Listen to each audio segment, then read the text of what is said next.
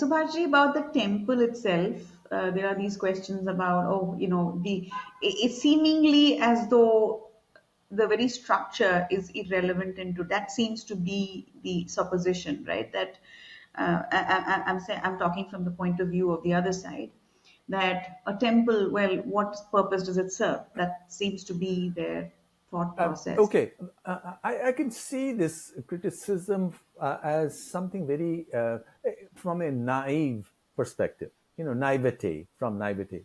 And in Right. fact, where does this criticism come from? It's like saying, why should one even have anything sacred? Why should one even worship? After Exactly. all, you live, we are material bodies, you eat, you sleep, and you do your work. So why Right. should be any need for it? Well, That's there right. is need. I'll tell you why.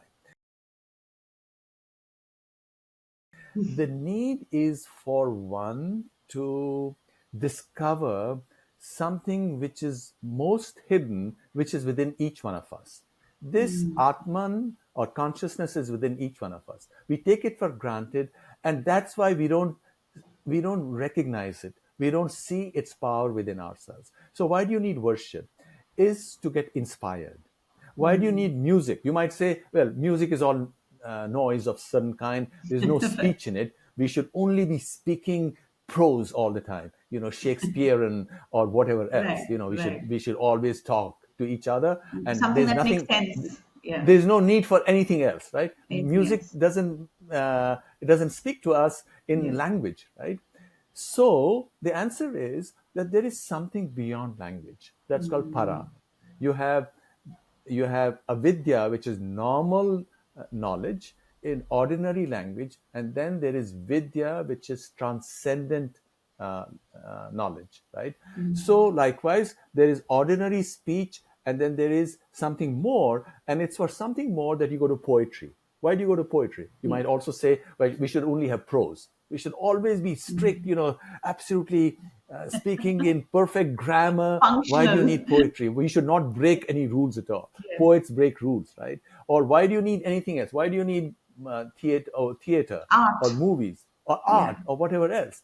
You need all of them for inspiration, because Mm. we forget who we are in, Mm. in the humdrum events of our daily life, right? We get so absorbed, and that's perfectly natural for us to get absorbed. So, in order to wake up from our ordinary state, which Mm. occupies most of our life, most of our Mm. daily life, you need something inspirational. That's And for right. that, you go to art. Mm. The Vedic traditions speak of 64 kalas, 64 Mm. arts, right? And then you go to sacred places. You do pilgrimage. You do yatra. Because why do you do yatra? Because in yatra, your personhood gets dissolved, because you are a part of a huge throng. Everybody becomes anonymous. So that's like a yajna. See, Right. what is the idea of a sacrifice or yajna? You might even say, hey, why have any ritual at all? The Correct. ritual is again to get inspired. That is sacred theater. So you're doing it early morning. It's cold, and you have the perfume. The you have the dhoop, and you have the bell, and you're seeing the fire. So all of The that lamp. separates from your ordinary modes of experience, and that's when you can sort of have an epiphany.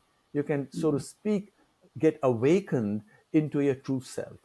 So, all of this, including great temples, which were in the form of the transcendent self, the imagined body of the deity.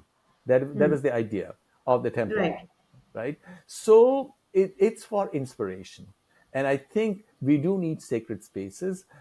It's like, even for the state, you need special spaces. You need the Parliament House, or you need some other large symbols. Now that's for the outer part, the outer part, which is, of course, a very important part of our lives. But for the inner one, again, you need other sacred spaces which are consecrated, right? Where we are not we are not worshiping a rock. This rock is infused with prana, with with breath through the chants, because a special power has been sort of placed into it through this ritual, which is so ancient, right? That's right. And so it comes to have a very special significance, and so it doesn't become a rock, because Hindus in Sanatan Dharma, you don't worship rocks, you worship the transcendent, because the transcendent is without form. The Atman is Brahman, right? I am Atma Brahma, for example, is one of the Mahavakyas in the Upanishads. So this Atman, which is beyond form, comes to have form because our senses need to be connected to a form, right, in order to for focus, and that form is what, after prana pratishtha, that image, that vigraha comes to have. Okay, so now that Ram Mandir is one of the main points of, one of the main, shall we say, the man which was a mandate of the BJP party. There's a lot of also, I wouldn't say demand, but there's kind of like an implied sentiment that similar efforts be applied to Kashi and Mathura. Um, so, would you care to share your thoughts on that? Well, I believe the temple at Kashi and the temple at Mathura are under a court's Yes. examination. But from what I know, you go to Kashi and you find that certainly that was the earlier Vishwanath temple. Part of it is the original, the part of the mosque is the part of the temple. And so it's quite clear that that was a political act by Aurangzeb. Yes.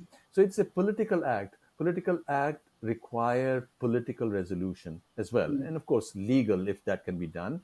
And the Mathura one as well. Mathura one is even more interesting. The Mathura property belonged to the Hindus and to the king, or there was a certain deed of for which Right. the entire history is known.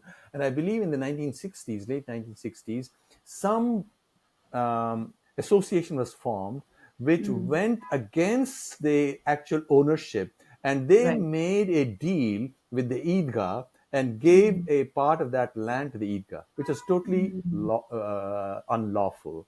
So I think if something unlawful happened, that ought to be corrected. So I think from a legal perspective, as an outsider, from what I know of it, it should be given to the Mathura, Krishna Janmabhoomi Right. trust, because it really belongs to it. It's absolutely clear. And likewise, the Kashi thing is absolutely clear. There was a It's all, great yeah. temple, and I think another point that needs to be made, which has not been made as often as possible.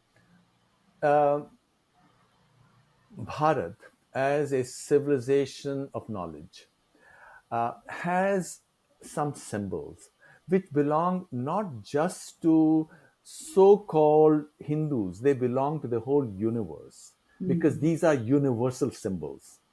And Shiva is the symbol of consciousness. Every person, no matter what their personal faith might be, has that consciousness. I think every human being should celebrate it. And, That's and right. likewise, Krishna represents this wisdom, this person uh, who plays the flute, which is the spirit within each one of us. That's why Krishna dances with the gopis Yes. simultaneously, because it's the same Atman which is able to dance with each one of us. I think these are beautiful, poetic, and deep wisdom images that the whole world ought to be celebrating. And I would say that that is increasingly happening. In fact, I watched a very moving story of somebody from Australia, some cricketer. Uh, After he passed away, he wanted his ashes to be immersed in the Ganga at Banaras. Now, this was an Australian guy, and I think one of the old Australian captains came with the ashes. to do that. Why? Because truly anybody who wishes to know about our own individual mystery, each one of us, we must question. And that Yeah. questioning takes us to what the heart of Sanatan Dharma is. What is Sanatan Dharma ultimately? It's not supremacy of something, it's universal. I can't just help going back to it. It is Sat, Chit, and Ananda. Sat Anand. is existence, who is Vishnu. Vish from the pervader, pervades all of existence, that is Vishnu. Chit from our Conscious. consciousness, who's Shiva.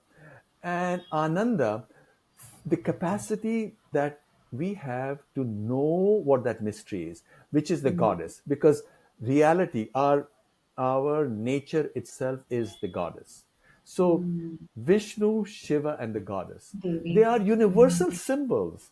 And I think just because we have not made an effort in the past, a few centuries, we became a bit diffident. Our political situation was bad. We said, okay, this night shall also pass.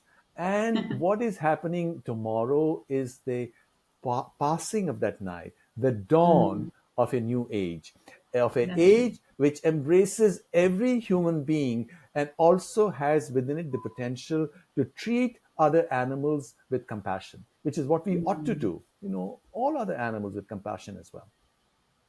Yes. So, Yes. Ram temple consecration tomorrow, in my view, is even more significant because Ram is the symbol of the coming together of these two inner and outer aspects of existence. And um, and in this day and age when people are going to be fighting because of com- com- complexities that are going to come all over the world. AI age, jobs will disappear, populations will collapse. I think that is when people will ask these questions. It won't be enough, hey, I'm doing this just because my forefathers did it. Well, I want to find out what I'm all about. I can't just, have watch movies or television the entire day and eat pizza and have gummies. There ought to be something more significant in my Correct. life. Then I think just people are this. going to be asking that. True. Please remember to subscribe to us and switch on the notifications for this channel. For our other social media links, more content, and to support our work, please visit citti.net. Dhanyavad. Namaskar.